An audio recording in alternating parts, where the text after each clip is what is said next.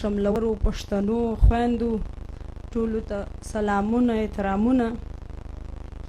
قومي جرګه د دې جرګې غوښتنه موږ تر موږ له مخه ډیرو خلکو کول، ډیرو ښځو ډیرو سړو کول،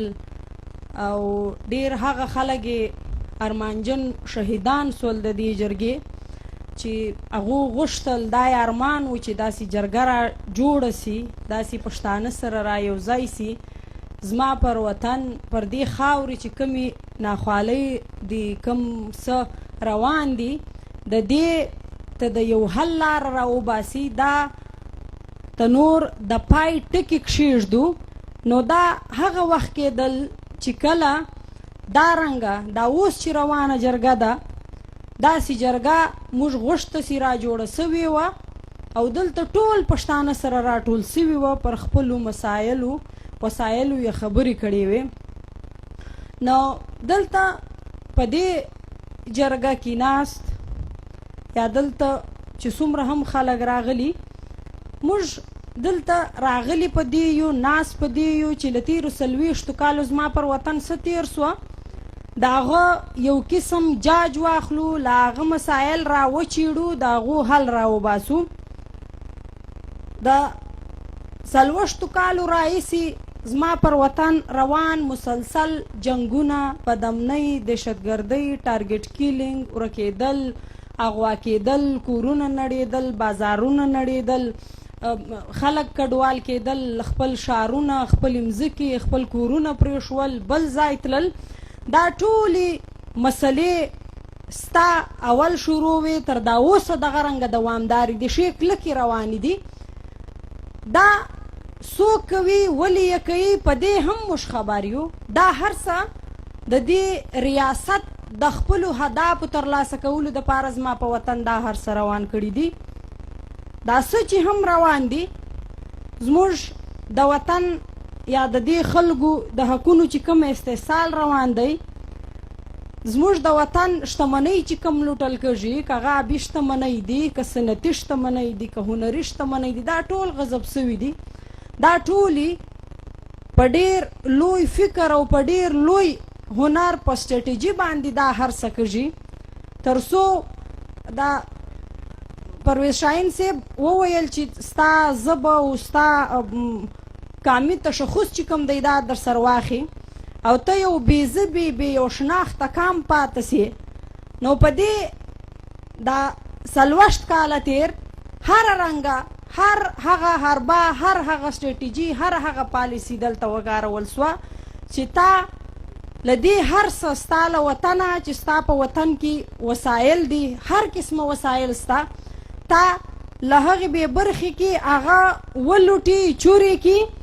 او دا کار چې کوي نو پښتن کام به د دې خلک د دې ځای مالکان چې دي دا به خامخا په یو څه نه څه بانه مصروفه ساتي. نو موږ یې په مرګونو، په قبایلي بدیو، په پاتاو په دې اخته کړي وو. زما د وطن د وسایلو لوټمار شروع وو. دلته که خبره وکړو نو زموږ د وطن دا حالات یا دا مرګونه، دا ټاکل سوي مرګونه چې کوم دي، یا دا د وطن بدمرغۍ چې کوم دي، دا بحثت کام دي. که چیرې دا یوازې و کامپاله ګوندونو ته، کامپاله خلکو ته ورپېښوله نو بیا به موږ لاس ځینې واخلو. که چیرې دا یوازې مذهبي خلکو ته دا ورپېښول، خلک خپل عزیز به ورته ووایو چې وروره کښېنه، دا مسله داسې نه ده. خو دلته مسله کامي ده، دلته اجتماعي طور تاوزني. دلته مولانا حنیف په چمن کې وزني، دلته په خړ کمر کې شهیدان کوي، هلته په دغه کې بشیر بلور شهید کوي، هلته په پښین کې عبیدالله کاسای شهیدوي، هلته له چمنه د ابل چې کوم سکځای موږ ملګری ونومې راسیر سو د NP د اصغر خان د اکا زوی هغه وړي، په بوري کې ارمان لوړی شهید کوي، په وزیرستان کې عارف وزیر شهید کوي. دا ټول شهادتونه، دا ټولې خبرې چې کومې دي دا ستا ټارګټ کیلینګ چې دی دلته په مسلم باغ کې عثمان لالا شهیدینو په کوټه کې دا ټولې کیسې چې کومې دي دا سره تړلې دي. زموږ مسله چې کومه ده دا اجتماعي مسله ده. دشمن چې راغلی دی تا په دې نه بشخي چې ته په یو مذهبي ګوند سره تړلی یې نو زه په تا کار نه لرم.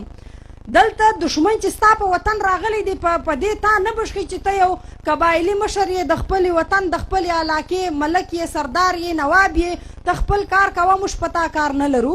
دلته نه ملک بشخي نه پروفیسر بشخي نه ډاکټر بشخي نه یو بل انجینیر بشخي نه ستا قبایلي مشر بشخي نه ملا بشخي نه عامي بشخي نه هیڅوک نه بشخي. نو چې نه بشخي دا مسله کامي ده. چې کامي ده بیا به موږ سره ټولږو لکه په دا جرګه چې سره راټول سوي یو. دلته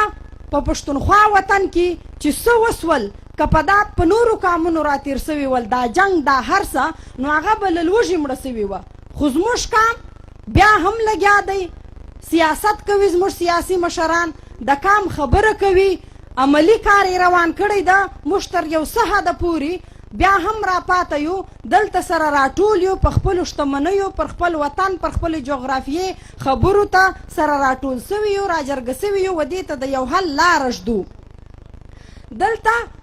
که موږ د وطن د ورک سوو خلکو خبره وکړو یا د وطن د وسایلو د لوټلو خبره وکړو زموږ اصل مسله هم دا ده. ستا وزل ستا وسایل لوټل دلته په دې کې دا جنگ چې کوم رالی په دې کې داسې نه ده چې تاسې یو ستاس د وطن یو وګړی یا طبقه یې در وبشخل. هیڅوک یې نه دي بشخلي. تر دا حده پورې چې زموږ په پښتونخوا وطن کې موږ ډېر غیرتي غړیالي خلک یو. خو بیا هم چې کله دا خلک ستا وطن ته راکله د بدلو اپریشنونو په نامه دلته چې ستا سړي ورک سوله دې سره یې ستا زموږ د وطن ښځې مغوا کې یوړې. دا یو داسې بل رنګ عمل دی چې موږ یې دلته بیانوو. خو دا ستا له وطن ستا له خلکو سره سوي دي. نو چې سوي دي بیا موږ وچشته په انتظار یو چې دا هر څه سوي دي. دلته پښتونخوا وطن دا پښتانه چې کوم دي د دې جنگ دا اوس هم پښتانه تیل دي او دا پښتونخوا وطن چې کوم دی دا اور دی بس په دې پښتونخوا وطن بل دی. پښتانه خلک لکه د تیل استعمالوي نه هغه ووزنه بله ورځ هغه ووزنه بله ورځ هغه ووزنه. دلته ستا په وطن ستا د کلي ستا د هغو غیرتي کورونو ته ورننوځي خلک د دې ځای بدماشان چې کوم دي هغه ستا کورونو ته ورننوځي. دلته ښځې دومره خو نه دي خو خیره پښتانه خپل حساب ږدي. نو دلته ستا میندې چې څومره خلک څو واره کور ته ورننوتي وي هغه که نور حساب نسي ږدی نو د هغو کم سې کم یو لیکه کاږي چې زما وطن ته دومره واره خلک پردي خلک زما کور ته راننوتي دي. دا حساب موږ سره پروت دی. خیسور د حیات مور مجلس پروت دی. دا حل کېده غواړي و دې ته د پای ټکي ږده غواړي. زه مجلس نه اوږدومه. زما په اند د دې ټولو مسلو حل د 21مې صدۍ د تقاضو مطابق هر اړخیز کامي وحدت پکار دی. چې کامي وحدت هر اړخیز چې وي موږ به پر جغرافیې پر وطن پر دې ټولو به نظر ساتو. دلته که مذهبي خلک دي که کامپاله خلک دي که د قبیلو مشران دي دا به راځي پر یو څو نکتو به دلته به مشر خبره وکړه. موږ به یو داسې میکانیزم جوړوو چې په دې کې ستا هغه خلک له له خپلو تحریکونو له خپلو ګوندونو پرته یو داسې پلیټفارم جوړ کو یو داسې میکانیزم را مخته کو چې په هغه باندې دا خلک دا پښتانه سره رایوسي د دې وران وطن د آبادۍ لاره وټاکي. هر اړخیز کامي وحدت چې کوم دی پکار دی. او دویم تجویز یا زما فکر دا دی چې پکار دی په پښتونخوا وطن کې چې څومره هم دانشوران دي وکیلان دي ډاکټران دي له دې کار واخیستل سي. دا پوهان خلک چې کم دي دوی ته کارونه په لاس ورکړل سي دې پوهان خلک په کار ولګول سي چې زما د وطن چې څه کارونه دي یا زما وسایل راټولول دي زما جغرافیه معلومول دي زما لارې او کوڅې معلومول دي داسې طریقې را جوړول دي چې په اقتصادي طور خپل وطن سره وتړم زه په کلتوري طور په جغرافیایي طور زه دا خلک سره وتړم زما یو مخصوصه وطن یو آباد وطن را جوړ کم نو موږ به دا خپل دانشوران ډاکټران پروفیسران وکیلان دا په کار باندې لګوو او بله خبره دا ده که موږ ټول کامپاله مذهبي ګوندونه ټول په یو مرکز باندې راټول سو په یو مرکز راټول سو او دا نور شیان هر شاته وګرځو دلته د کام مسله ده د کام د بقا مسله ده نو بې ملي وحدته بې د کامونو له رایو کېدو موږ بل داسې که مطلب که هر څه بیا ووایو چې چیرې موږ و ملي وحدت ته لار نه کړو برابره زه وایم چې دلته بیا موږ هر څومره شپې پسې اوږدې کړو دا به بېمانا وي بل موږ ته یوه نتیجه نسي راکولی